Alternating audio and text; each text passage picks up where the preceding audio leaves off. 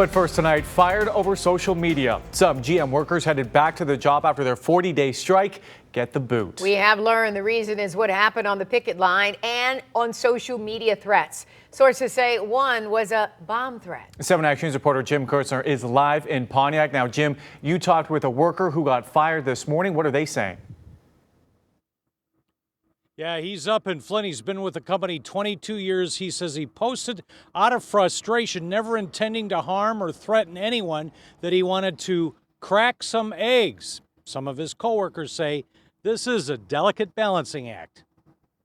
Yeah, we have freedom of speech, but that goes to an extent. It's the talk of UAW Local 598, which represents more than 4,000 workers at Flint Truck Assembly.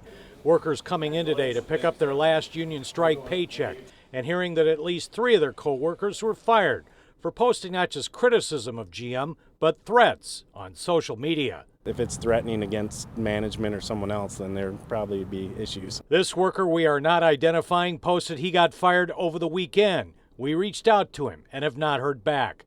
Sources tell us one worker whose name we don't have posted a bomb threat. Nothing I would do. Another worker who doesn't want his name used tells me he posted he was going to, quote, crack some eggs.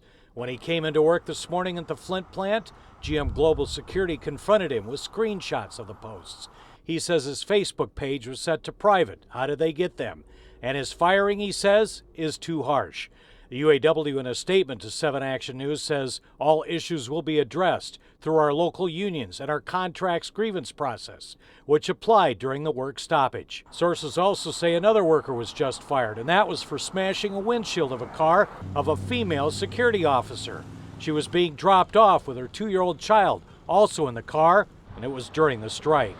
One newer worker says when he went through orientation, the company made it clear it had a zero-tolerance policy for threats and violence. Went over the ins and outs of what we couldn't do. I mean, it was right there in black and white for us. And General Motors gave us a statement that says, in part, we can confirm employees have been dismissed due to violations of company policy up in Flint. As we restart operations, we are moving forward as one team, staying focused on our priorities of safety and building high-quality vehicles for all of our customers. So the only ones we know of so far are up in Flint. We don't have exact numbers, but I can tell you employees throughout Metro Detroit with General Motors are concerned that they are all being monitored by the company and their social media.